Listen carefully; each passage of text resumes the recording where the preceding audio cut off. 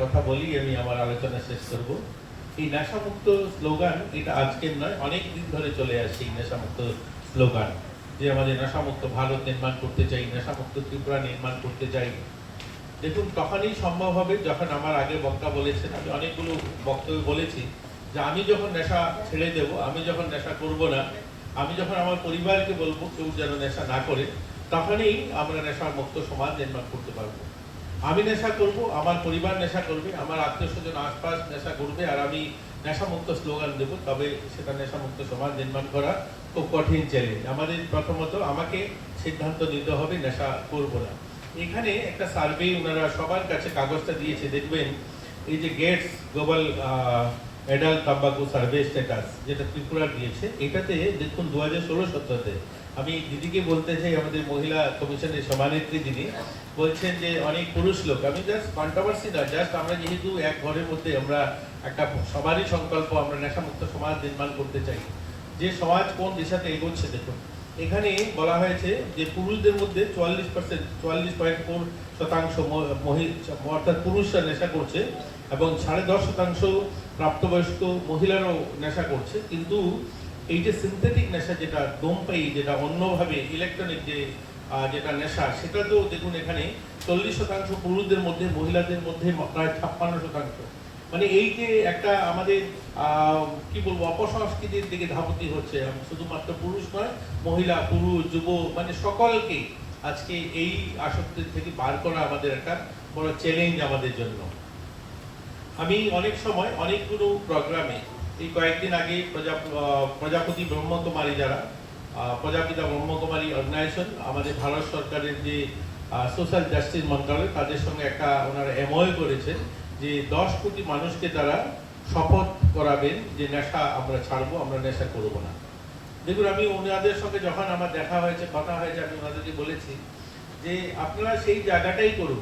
ধরুন আগরতলাতে যারা এই হলে যারা আছেন, আপনারা সকলেই জানেন যে নেশা করলে আমার কি কি ক্ষতি হতে পারে। আমরা সকলেই জানি এখানে নেশা করলে কি কি ক্ষতি হতে পারে, কিন্তু ওই বটতলাতে যে স্লাম এরিয়াতে যে লোকগুলো বসবাস করে, বা সেখান থেকে যে রিক্সাটা টানায়, যে চালায়, যে বা ওই টমটমটা চালায়, সে অতটা আমাদের মতো সে বুঝে উঠতে পারে না নেশা করলে কি হবে। সে হয়তো শান্তির জন্য, সে হয়তো তার একটা মানসিক শান্তি বা পরিশ্রম থেকে, যে কঠোর পরিশ্রম করছে সেটার থেকে রেহাই পেতে সে হয়তো নেশা করে। আমাকে সেখানে গিয়ে শপথ করাতে হবে। আমি যদি উমাকান্ত স্কুলের ছাত্রদেরকে দিয়ে শপথ করাই, সেটা যতটুকু তার সার্থকতা হবে, আমার এর থেকে বেশি হবে কাঞ্চনপুর স্কুলে গিয়ে করালে পরে। দেখুন, এই নেশামুক্ত বা আমরা সামাজিক বিষয়গুলো যখন এই বেদিরগুলো কথা বলি না, দেখুন রক্তদানের কথা বলি, এই ভলেন্টিয়ারি হেলথ অর্গানাইজেশন ওনারাও রক্তদান করেন। আমি একবার গিয়েছিলাম ওনাদের এখানে, অনেকগুলো অর্গানাইজেশন করে। জানেন আমাদের রাজ্যে কতগুলো এনজিও আছে? 584টা এনজিও, রেজিস্টার্ড এনজিও আছে যারা কাজ করে, সামাজিক কাজ করে। 600-র উপরে বাজার সমিতি আছে। এছাড়া সোসাইটি একটা আরো 500-র কাছাকাছি এনজিও আছে। তো অর্থাৎ আমাদের এখানে প্রায় 2000 অর্গানাইজেশন রয়েছে। আমাদের এই যে গ্রাম কতগুলো থেকে আমাদের বেরিয়ে আসতে হবে। এই জায়গাটা যদি আমরা সুনিশ্চিত করতে না পারি, তাহলে এই চাইল্ড ম্যারেজ আটকানো আমাদের জন্য মুশকিল হবে। আজকে দেখুন, এই যে বৃক্ষরোপণ, পরিবেশ বাঁচাও, এবং আমাদের 5 জুন বিশ্ব পরিবেশ দিবস, আমরা গাছ লাগানোর কথা বলি, এটা আজকে শুরু হয়েছে, গাছ শুরু হয়েছে না। 1973 রাষ্ট্রসংঘে সিদ্ধান্ত হয়েছে যে 5 জুন বিশ্ব পরিবেশ দিবস, গাছ লাগাবে গোটা বিশ্ববাসী। সেই মোতাবেক আজকে সেই 50 বছরেরও বেশি সময়, প্রায় 55 বছর হতে চললো, এই সময় সবাই গাছ লাগাচ্ছে। আমি মন্ত্রী হিসাবে প্রত্যেক বছর আমিও অসংখ্য অগণিত গাছ লাগাই। যেখানে প্রোগ্রামে যাই, এই জুন মাসে, জুলাই মাসে যেখানে প্রোগ্রামে যাব, স্যার একটা গাছ লাগিয়ে যাবে। এই বৃক্ষরোপণ অনুষ্ঠান 5 জুন তো ধুমধাম করে হয়। আমার যে দপ্তরটা সোশ্যাল ওয়েলফেয়ার দপ্তর, এই দপ্তরে অঙ্গনওয়াড়ি 10,400 অঙ্গনওয়াড়ি আছে। এই 10,400 অঙ্গনওয়াড়িরও ক্যালেন্ডার কার্যক্রমের মধ্যে একটা কার্যক্রম, 15টা কার্যক্রম আছে বছরে, তার মধ্যে একটা কার্যক্রম হচ্ছে গাছ লাগানো। একটা অঙ্গনওয়াড়ির জায়গা কতটুকু? 500 স্কয়ার ফিট জমিতে একটা অঙ্গনওয়াড়ি সেন্টার। এখন 50 বছর যদি একটা করে গাছ লাগায়, সেখানে বাচ্চা মানে যাওয়ার, অঙ্গনওয়াড়ি করার জায়গা থাকবে না। আজকে ভাবুন, উমাকান্ত, তুলসীবতী বা এমবিবি কলেজ, গোটা রাজ্যের কথা, এটা জাস্ট একটা উদাহরণস্বরূপ বলছি।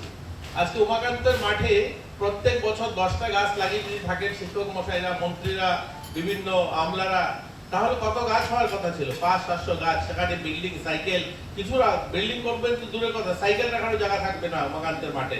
কোথায় গাছ আছে? কি গাছ নেই। কারণ গাছ নেই কেন?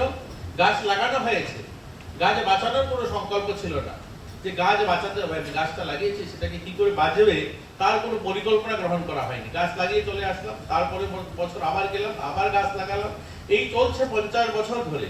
এর জন্য দেখবেন প্রধানমন্ত্রী কিছুদিন আগে একটা স্লোগান দিয়েছেন গত বছর, বলছেন মা কে নাম এক পেড়।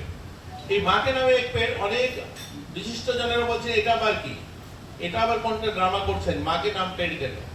প্রধানমন্ত্রী বলছেন মায়ের নামে, মাকে যতটুকু আমরা ভালোবাসি, শ্রদ্ধা করি, এই ভাবনাটাই যদি গাছটা লাগানোর পরে বাঁচানোর চিন্তা করি যে আমার মায়ের নামে গাছটা লাগিয়েছি, কমসে কম এই গাছটা বাঁচুক, তাহলে ওই যে আমাদের বৃক্ষরোপণ তার সংকল্পটা সার্থক হবে। এর জন্য এই নেশামুক্ত ক্যাম্পেনিংটাও আমাদের সেই ভাবনাতে ভাবতে হবে, মন থেকে, হৃদয় থেকে একদম। আমরা যারা কাজ করছি, যতটুকু করছি, সেটা যেন সার্থক রূপ পায়। যেখানে গেলে দুটা লোককে আমি নেশামুক্ত করতে পারবো, তাকে Borok ni langma imang nongma bai simi engya kaisa soi tongkhorno sai himani bising tuise chengjaknai Lamsogo Vinayaka Institute of Health Sciences Agartala affiliated to Tripura University approved by Government of Tripura Department of Health and Family Welfare Tripura Nursing Council and Tripura State Allied and Healthcare Council Bachelor of Science in Nursing GNM Bachelor of Medical Laboratory Science Bachelor of Medical Radiology and Imaging Technology 2026-27 reng bisini bagai admission najagai tongo Vinayaka Institute of Health Sciences by Gerungdi Orni Simino Thinangni sakhamnai kini khlainai rok borokni langmano jengsau Nurse and healthcare professional is a journey of learning, dedication, and discipline. Vinayaka Institute of Health Sciences believes in nurturing those qualities one step at a time.